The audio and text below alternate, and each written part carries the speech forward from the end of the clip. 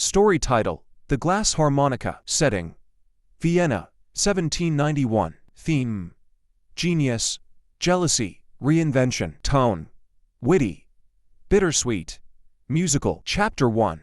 Sonata for 2 in D minor. Vienna, 1791. If marriage was a duet, then Georg and Klara Himmel played in rival keys. He was a composer of small fame and large ambition. His pieces fluttered at court dinners like well-bred butterflies, delightful, forgettable.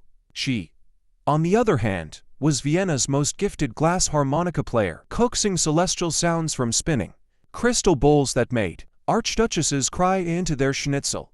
Their home smelled perpetually of beeswax, sheet music, and passive aggression. A harpsichord occupied the center of their salon like a prideful cat. Georg practiced at it with dramatic flair, swiping his sleeves as if brushing away unworthy air. Klara, meanwhile, rehearsed her ghostly tones in a curtained side room, attracting neighborhood children and stray cats who believed in magic. They had married out of what Klara once called a duet of delusions. She believed he would lift her to the highest stages of Europe. He believed she would stay behind the curtain and smile appreciatively at his genius. Both were raw and too Viennese to admit it. The city itself hummed with news. Mozart was dying, or dead, or composing himself back to life. No one knew for certain, but the thought of the maestro's passing stirred something dark in Georg's heart. He's a corpse. Georg snapped over breakfast, hard rolls and accusations. Now they'll need someone new. To die? Klara asked innocently, slicing cheese with the precision of a woman used to cutting through delusion. To shine, Georg replied, and I am ready. Klara sipped her coffee.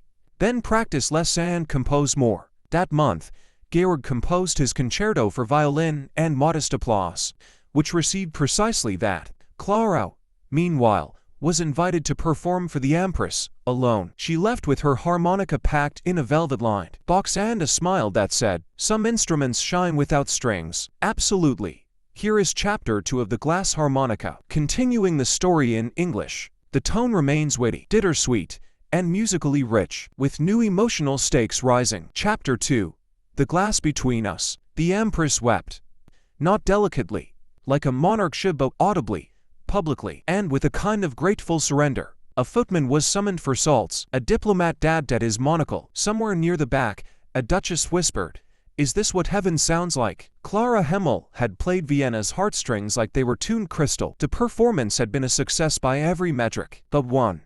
Georg hadn't been there. He had read the review in Die Wiener Musikpost twice, then folded the page and tucked it into the fire with surgical bitterness. The headline read, "The Widow of Mozart's Spirit, a New Voice Rises." She returned home that evening with wine-bitten cheeks, a velvet box under her arm, and something dangerous in her eyes. "Confidence, well," she asked, setting down her harmonica with care. "Have the critics destroyed me?" They were polite. Georg said without looking up from his soup, "They said I conjured the dead." He stabbed at a carrot.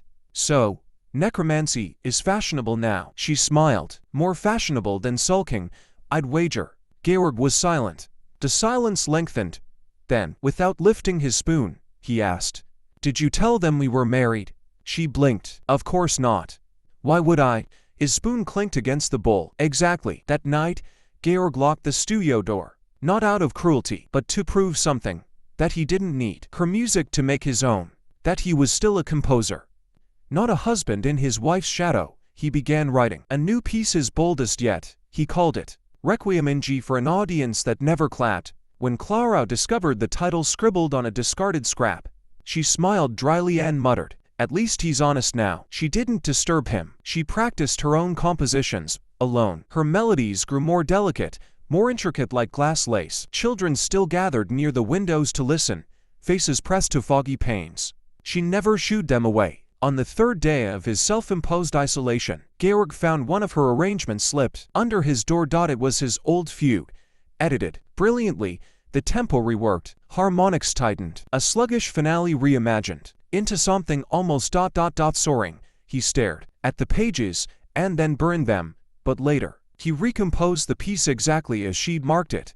Chapter 3. Crescendo in silence. Weeks passed. Klara left often, sometimes to perform, sometimes just to walk the city where no one introduced her as anyone's wife. Georg's Requiem in G debuted at a salon known for its avant-garde tastes and lenient wine policy. The crowd was polite. One man fell asleep. A reviewer wrote that it showed promise in the way a dance match shows fire. Klara didn't attend. When she returned home that night, she placed a note on the harpsichord. "There's an offer in Prague. They want me to teach. Build a studio. It's not glamour, it's growth. I leave in the morning." She signed it. He sat alone with the note for a long time, staring at the final sentence like it was a coda he hadn't seen coming. Then he walked to the attic. There, beneath dust and old concert programs, lay a battered trunk. Inside, sketches from their early days, duets they had never performed, ideas scrawled between kisses, harmonies meant to intertwine but never completed. One piece in particular caught his eye. Duet for glass and string unfinished. She had written the melody. He had promised the accompaniment. He had never finished it. Would you like to continue with Chapter 4, where Georg follows her to Prague and the story turns toward reconciliation? Or should we begin crafting a cover image or visual poster for the Glass Harmonica? Absolutely. Here is Chapter 4 of the Glass Harmonica, continuing the story as Georg faces a decision that could either reclaim or finally dissolve the bond between him and Klara. He didn't sleep that night. The note sat beside a cooling teacup like a dare. Outside, Vienna exhaled winter fog hugging rooftops, and silence settling into the cobblestones. Georg paced the parlor in stocking feet, the floorboards complaining under each step. By dawn, the harpsichord stood open, unused, unneeded. He sat instead at Klara's harmonica, her delicate instrumentos of Mozart, glass bowls glinting like a chandelier, dismantled into a prayer. He turned the pedal. The bowl spun. He hesitated. Then he struck a single note. It shimmered, hung in the air, then vanished. He left for Prague before the second note could betray him. Prague smelled different, drier, sharper, less like nostalgia, more like invention. He found her at the conservatory. The building itself looked like a cathedral for music-arched windows, snow gathering on the ledges, and students laughing in uncertain Czech. Through a cracked rehearsal door, Georg saw her. She was laughing, truly laughing. A young boy played a melody on a child's violin, shrill and stubborn, but determined, and Klara knelt beside him, adjusting his wrist gently, guiding him. She didn't glance at Georg, not at first, not until he opened the door and said, very quietly, "I've brought your duet." That night, they walked by the river. He explained little. She asked even less. "I burned your notes," he confessed. "I know, but I copied them first." "I know that, too." He hesitated. "I've come to play the accompaniment." She stopped. The river murmured between them. Then, finally, she smiled, small but honest. "Then let's rehearse." Chapter 5. Duet for Glass and Grudge.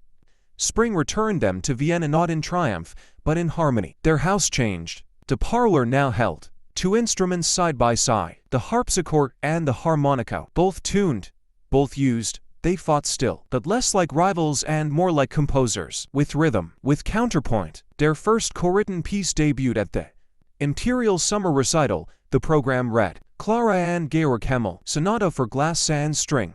Reconciled Variations. Vienna listened. It began with tension, his sharp strings, her trembling tones, then merged, slowly, into something neither could have composed alone. When the final note faded, the audience stood. This time, they bowed together. Coda. Years later, a student asked Klara what made their music so haunting. She answered, "We write like people who almost lost something." "Your marriage?" the student guessed. "No," Klara replied, gently running her fingers across the glass rims. "Ourselves."